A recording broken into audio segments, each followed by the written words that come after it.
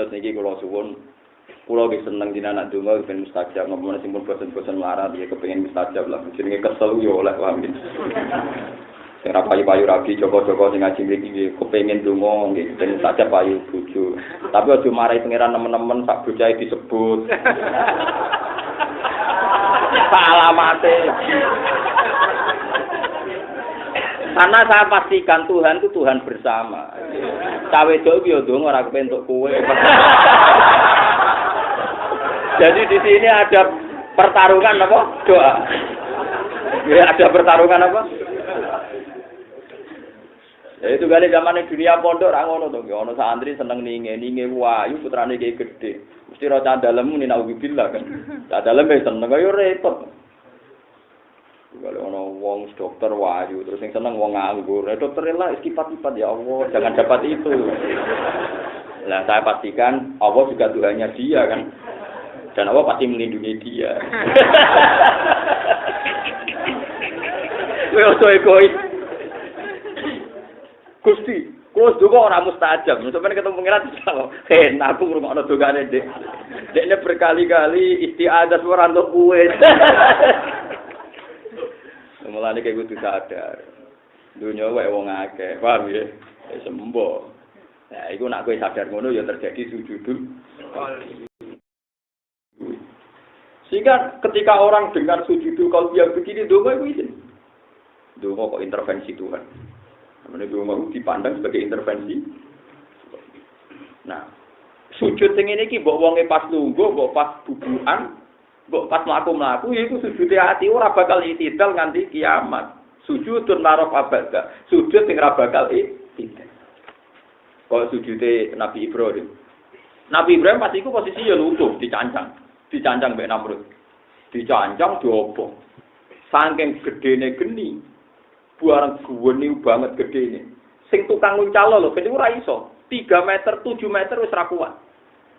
Aku yang bingung, barang gede nganggar nguncalo Ibrahim mau ceblok ning pinggire. Perkarane namarat. Ora berkali-kali dijajal ngono. Saking gedene geni. Akhire setan tasawwara bisurati sayyin min suyuhi kono pokoke setan mendo wong tuwa elek terus marahi Manjanik. Jadi pelontar granat iku kunane kuno penemune setan. Akhire diwari gawe Manjanik. Manjanik ketepil. Diwari gawe ketepil raksasa. Jadi penemune ketepil itu apa? Setan. Mana ana kiai ra seneng ketepil jariku penemune setan yo ono Pak. Lah royaltine wis sapa? Walhasil akhirnya nganggo Manjanik. Nganggo napa? Manjanik bahasa Arab ketepil itu Manjanik gede, diuncal. Diuncal Ibrahim tok tengah. Bareng wis kobong masyhur malaikat Mikail teko, malaikat sinten teko, termasuk ketuane malaikat Jibril teko. Malaikat Jibril teko itu menawarkan bantuan ini. Ya Ibrahim, kamu butuh apa sama saya? Nanti saya bantu. Jawab Ibrahim dengan tegas, amma ilaika fala. Kalau sama kamu saya tidak butuh apa-apa. Ibrahim, Jibril itu pinter, ketua malaikat orang pinter biung. Pinter. Orang maksudku ora butuh be aku, butuh be Allah, tak sampaino. Dari Jibril. Dari Ibrahim, kalau Allah ora perlu kuwe wis berso. Jadi salah. Jibril di depan Nabi Ibrahim salah. Dua kata itu masyhur. Kabeh ulama sepakat mutawatir. Amma ilaika salah. Nah, enggak maksudnya saya sampaikan ke Tuhan. Untung Nabi Jibril rakyat terusan biar tahu malah marah cara menikono malah marah. Untung enggak semua riwayat ada yang bilang biar bahwa bahaya sampai kono. Jibril sing masalah kan. Mau enggak maksud saya tak sampaikan ke Tuhan. Tapi Jibril rarana terusane lho biar apa. Nanti mending ngono kan masalah kan. Usaha Ibrahim apa hasbi min su'ali ilmuhu bihali. Masyhur hasbi min su'ali ilmuhu bihali. Ya Allah wis pirsalah apa aku jalu. Lane darani Khalilur Rahman, orang sangat dekat dengan Rahman. Khalil maknane kanca, jamake Khalil ku akhillah. Ibrahim saking parake pangeran Allah ngekek gelar Khalilur Rahman. Khalil itu maknane kanca akrab. Khalil dijamakno akhil. Saking parake pangeran disebut Khalil. Ya wis. Lane terus ning dunia sufi ana nageman niku napa? Qad kafani ilmu rabbi ansuali wa terus fasuali wa Sebut ini qad kafani ilmu rabbi min suali. Terus ketika aku donga fasuali wa bi'ali syahidun li biftikori. Nah aku jaluk pangeran iku mau guling-gilingan. Nah aku butuh pangeran. Jadi nah aku donga jaluk pangeran mau guling-gilingan nah aku butuh pangeran. Syahidun li biftikori. Lha iku sujud ati. Jadi kalau suwon meskipun sekali saja. Mulane dari ithaf secara ihya ini. Wa madaru hadi toriko ala hadi sajdah. Wa madaru hadi toriko ala hadi sajdah. Hanya butuh satu sujud. Tapi sujudul qalbi sing larof abad. Jadi niku makom. Ya harus dilatih sampean gak usah terus sasane niku mboten makom. Kulo ya di makom-makomno. Pisan tok mawon mboten usah kudu ping pisan tok. Kulo nggih nate. Kulo niki kulo buka kertu ana ning urusan ilmu. Saya ketika anak kulo pertama badhe lahir yo ora duwe, melarat tenan kulo teng perantauan jeneng omah kontrak. Saya sebagai manusia nggih pendonga supaya muyasar semuanya gampang. Tapi agar pejaluk pangeran wisin. Mau urusan kelahiran iku jaluk pangeran. Pitik wedhus nglairno tamu bidan yo do lahir. Mosok ora tak anggap tontonan. Artine kula kowe ora rasane dadi wong alim bare, tak warai, paham? Manjene isen tenan lho Gusti. Wedhus nglahirno tanpa bidan yo lahir, sapi nglahirno tanpa bidan yo lahir, padahal sungsang. Lahir anak sapi sungsang to ora. Kan sikil sik ora. Kan luwe angel cara medis. Dadi akhire kok aku itimat mbek bidan isin. Tapi orang undang bidan kok nentang kok sok suci sok. Akhirnya syariat kula diurip. Dalam keadaan bingung kalau sholat hajat kula seiring. Sampai sekarang saya mimpi doa saya paling didengar Tuhan ya doa itu. Kalau doa ya Allah, saya beri rezeki selalu minta Engkau walau fi ajjalil umur wa aisariyah. Meskipun di hal paling mudah, paling gampang menurut saya. Saya minta supaya saya tetap minta pertolongan Engkau meskipun hatta fi ajjalil umur wa aisariyah, meskipun hal yang paling gampang. Akhirnya kalau beberapa kali ditegur Tuhan. Jadi wow, misalnya kalau pas mangan, lalah sereten. Hal yang paling mudah, tapi ternyata kita tidak gampang, kadang sereten. Melaku-melaku gak kepengen tabrakan, ditabrak uang. Kita akhirnya kalau musuh tenang. Betapa pentingnya sujud. Lah, iya kanak budu, iya kanak tak ini ku orang bakat mustajab. Lah itu sing terus aku rosir ini pas saat sholat itu saya rosir ini. Iya ajaran ini Fatihah kan. Iya kanak budu, wa iya kanak tak. Ya Allah, hanya kepada Engkau kami menyembah, hanya kepada Engkau kami meminta. Meminta itu ibadah. Lah masalahnya kowe ngeluh kan perkara njaluk mustajab kan. Lho kowe nganti ngeluh mergo njaluk napa? Mustajab. Sakjane kowe minta tok wis ibadah, justru minta tok ngetokno butuh pangeran. Kowe ora usah bakat mustajab. Mergo njaluk tok iku wis ibadah. Mergo njaluk iku bukti kowe ngakoni lemah, Allah kuat. Njaluk iku berarti kowe ngakoni kowe butuh, Allah sing dibutuhkan. Lah berarti ana status ubudiyah, ana status uluhiyah. Kowe njaluk kan berarti kowe azal, kowe ino, Allah aziz, Allah terhormat. Kowe butuh, Allah dibutuh. Lah tapi nak kowe njaluk dengan arti ngancam pangeran bil mustajab kan koyo ngancam. Kalau engkau jadi Tuhan, kok yo dikabulkan. Nah ini kan mudah. Mosok ngono ora iso. Saya malah ning ati jare apian, jan ngene kok gak. Lah itu rasa sujudul qalbi, ora balik. Nggih, niku mboten napa? Sujudul qalbi. Sujud hati orang ngene iku iya kana budu, wa iya kana stal. Ya pokoknya kita berdoa ihdinas siratal mustaqim. Kowe ora usah bakat mustajab. Mergo iku wilayah Tuhan. Wong wilayah pangeran kowe kok melok. Wong kowe nak mbajak cawe kowe dek kita rapi gelem. Weh bariku ke kodo kancam. Empo itu gelem ora urusane dekne ora urusanku. Karena Anda tidak bisa kan intervensi di luar wilayah Anda. Tapi paling gak dia seneng ngomong itu kan bukti ketok lanang. Kira-kira ora seneng sejenis kan lumayan ana status. Lha ndak kalau kowe misalnya dadi wong tuane kan tetap seneng. Alhamdulillah anakku disenengi cah wedok berarti normal. Engko normal meneh lha senengi ayu berarti normal. Kan ada dua normal wis. Nah tapi misalnya kelainan kan sudah senengi sak jenis, atau seneng cah elek, rakom, macam-macam kan terus kekeliruannya kan sudah banyak.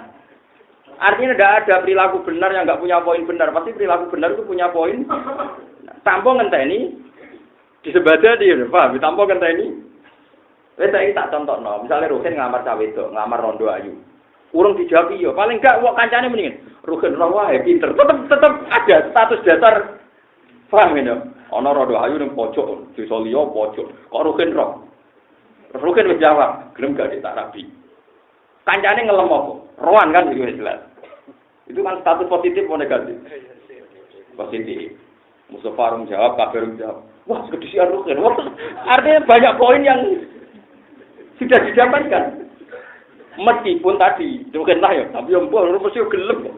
Tapi menggetarkan sekian kompetitor kan karena paham ya? Nah, aku yakin malaikat Jibril, malaikat Hamalatul Arsy, malaikat kuwabeh di langit. Ketika kita berdoa pasti gentar karena ini orang sudah benar memposisikan dirinya yang butuh, Allah yang dibutuhkan. Berarti ini sebenarnya ya ayyuhan tu antumul fuqara'u. Lu wong wis bener ora iso diancam. Malaikat tetep meriang ngadepi manusa sing wis donga iku meriang. Apalagi malaikat sering dinyak pangeran, takwane dianggap wajar, biasa-biasa saja, tambah meriang. Nggih kula kutipkan hadis sahih. Innalillahi ta'ala malaikatan sayyahin. Allah punya malaikat sing tukang jalan-jalan. Kon delok di majlis zikri. Majlis zikri kasusnya tadi majlis halal wal haram, pokoknya yang menerangkan halal haram. Buatan wiridan, begini tak hadis rata-rata ulama menafsirkan majlis zikir itu majlisul halal wal haram. Tapi orang wiridan ini, maksud aku ini kira wiridan, buang bulan. Terus setelah itu Allah tanya, wa alamu bi. Para malaikatku, ngomongnya apa? Ngaji gue, belajar halal haram jenengan. Lah iya terus karepe piye? Ya jenenge ngaji kepen tok pas swarga. Terus wa hal ra'auha. Apa mereka melihat swarga? Ya enggak, mesti mau iman mawon ora tau roh. Modal iman mau. Umpama roh piye kok tambah nemen gitu. Terus lah mereka njaluk apa? Kepengin boten pun neraka, apa ora neraka boten. Umpama roh tambah wedi wis tambah mlayu gitu. Ora roh men wedi ngoten. Terus mereka njaluk sapa nyembah jenengan gitu. Lah aku ya boten. Muga roh tambah nemen nek maca tasbih. Pengira dawuh, nek kowe malaikatku wajar nyembah aku, panjenengan arepku.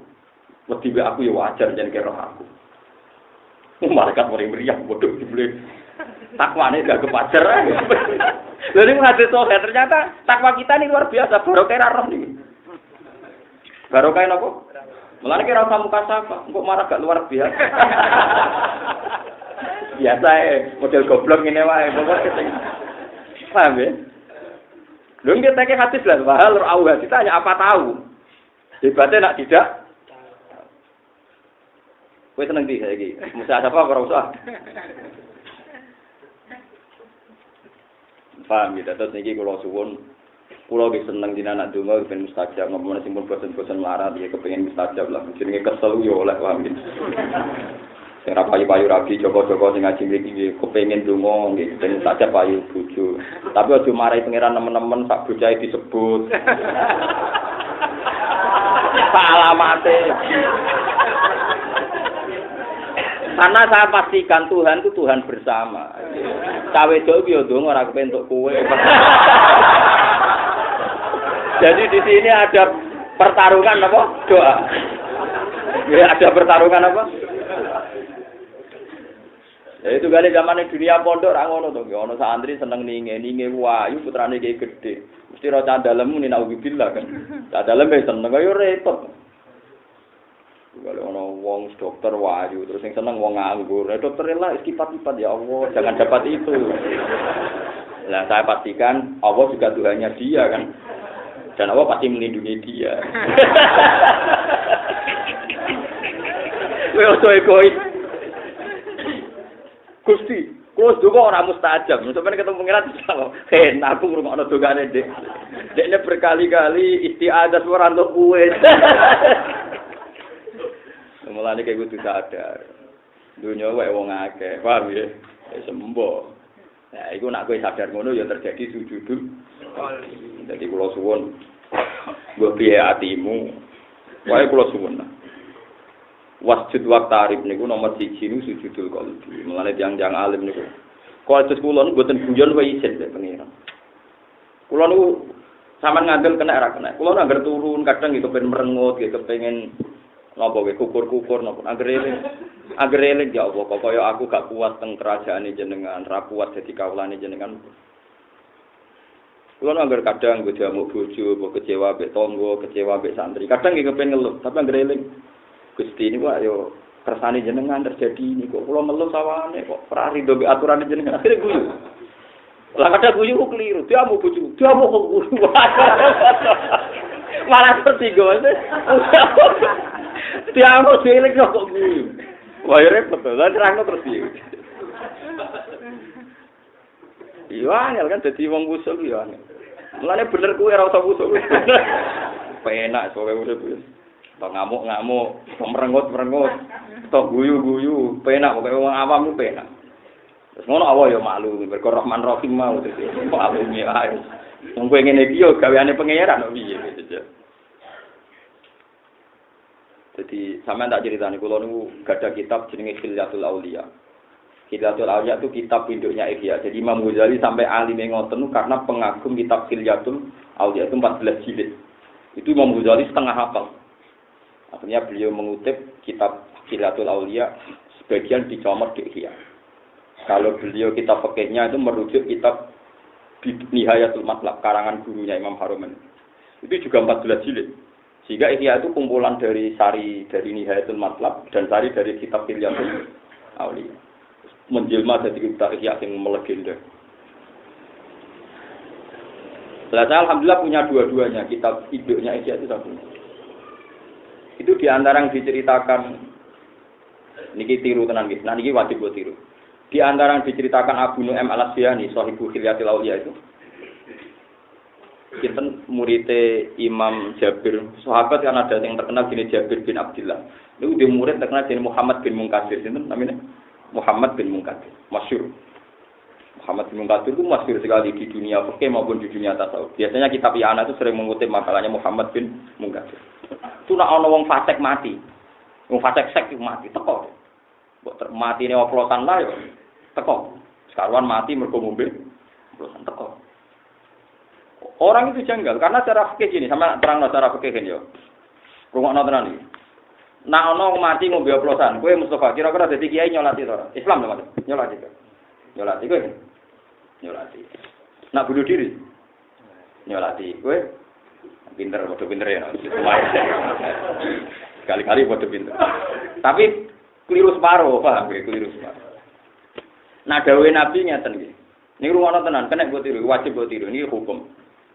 Kalau konsensusnya ulama ahli sunnah wal jamaah, termasuk yang di dalamnya orang Syafi'iyah, Malikiyah, seorang tokoh itu sebaiknya tidak nyolati orang yang masalah besar. Misalnya kalau di Desa Meranggen, kok kiai ini Mustafa, anak neng kene nyontokno rugen, apa kiai cerai Ridho ya mas. Nyora nyontokno kuwi repot, kene daerah kiai, nyontokno rugen mesti. Udah protes ya. Protes ya gitu. Jadi misalnya gini ya. Nah, di daerah kula niku penak ana kiai ana ulama. Biasanya bagian nyolati ku kiai. Ulama ku ngenteni ana masalah angel lagi diundang. Jadi ulama malah kaya wong nganggur ning daerah kula penak. Ya aku yo.